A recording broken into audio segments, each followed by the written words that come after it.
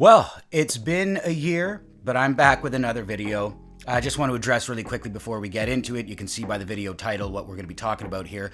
But why have I been gone? Well, I think I took on too much trying to start reading again and start making videos while doing a million other things, going to school, being in a band, blah, blah, blah. Now, however, I took a year break from making the videos so I could really just focus on the actual reading, figure out who I am as a reader, what do I actually want to bring to this conversation, what's my style, what are my preferences, so that I can help people that maybe have similar tastes find that, because I honestly feel like I was kind of just, I don't want to say copying other people, but definitely emulating the channels that I got into. I was just so excited about getting back into this hobby. I used to read a lot as a kid, took years and years away from it, maybe reading a book here or there. Now I'm back into reading on a very regular basis. So, without further ado, we are going to talk about my top 4 books. These are the 4 that I gave a 5-star rating to. That's Goodreads, so I know the rating system is a bit flawed. I really wish I could give like a decimal point or something like that. So it's kind of hard. It's the difference between a 4 and a 5. While it doesn't seem like much, it can be huge. But as of my rating system throughout the year, these are the 4 books that I gave a 5-star to. And honestly, on reflection, I think that I was pretty spot on with these.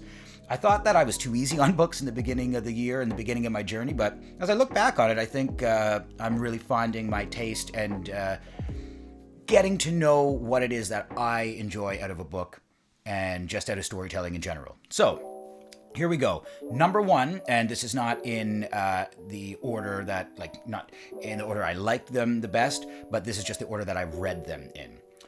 So number 1 was Children of Time by Adrian Tchaikovsky.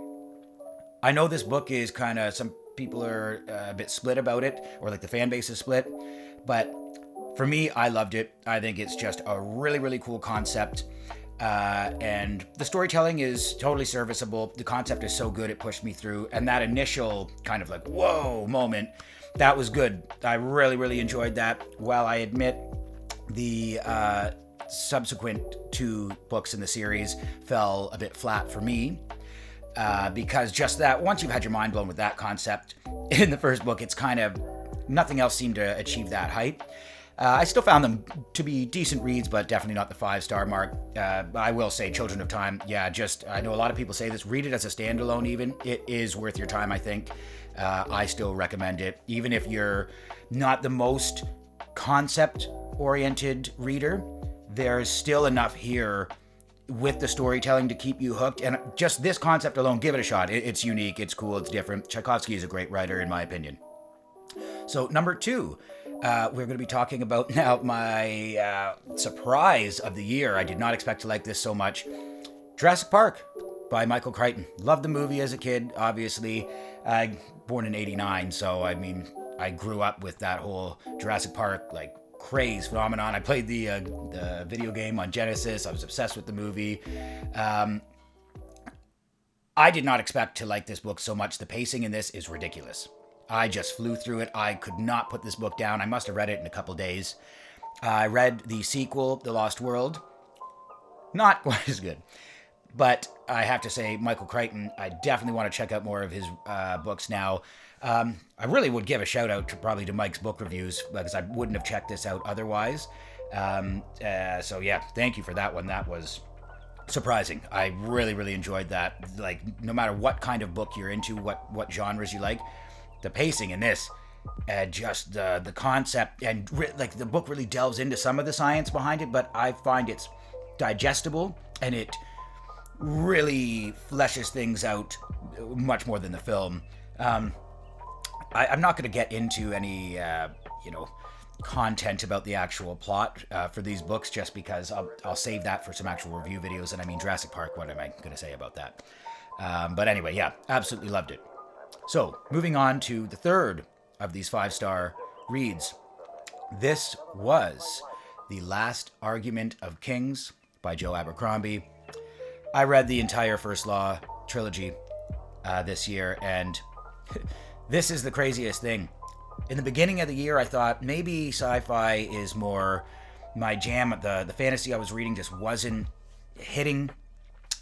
Then I discovered Joe Abercrombie, I really kind of got into the whole grimdark thing, and wow, I did not realize I was going to like this stuff so much. I mean, Abercrombie is just a fantastic writer. We know that. His character work is unparalleled. Like, oh my God. There's little sayings and stuff from these books that stick in your head. Like, I can just, off the top of my head, I think about any of the characters in all of the First Law, but especially Last Argument of Kings. I just think about all the characters, all the situations that happened, and like immediately I'm back there. I cannot recommend it enough. It totally got me back into fantasy, into darker fantasy, and into more character-driven works. Because I wondered if it just wasn't for me, if I was just going to be more into concept-heavy books. I was really enjoying the sci-fi, but this was like, whoa. And that brings me around to number 4, Prince of Thorns. I know a lot of people don't like this book, but oh my God, Mark Lawrence, this for me was just this dark, dirty roller coaster ride through hell. I loved every second of it. I could not put the first book down. Again, I read all 3 books in the Broken Empire trilogy this year. I definitely want to check out more of Mark Lawrence's stuff. Nothing hit me quite like Prince of Thorns, though. That just gut punch. And while I agree probably the story is a little better fleshed out, throughout the subsequent books, I just did not expect just how twisted, dark, and brutal. I mean, again, I know he was going for like a Clockwork Orange in medieval fantasy, but then there's like another twist where you're like, wait, is this totally fantasy or is there something else here? Oh my God, I love stuff like that. And for me, I know there's some difficult subject matter. I'm able to separate myself from that personally, and no judgment on anybody who can't or doesn't want to or whatever. But I suggest if you like more, it's a little edgelordy, but if you like more of that dark fantasy and like to be shocked when you're reading something, like my eyes are popping out of my head when I'm reading this, like, oh my God. Yeah, I highly recommend it. I'm definitely going to check out more of Mark Lawrence's stuff. So, wrapping up the video. Yeah, I'm back.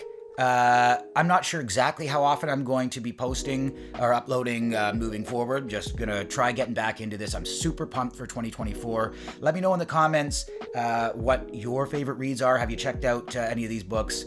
I know they're not like, very obscure books, obviously, but I absolutely loved them. I think that if you share, kind of similar tastes to mine, then I think you'll really like them too. And until next time, let's get back to reading.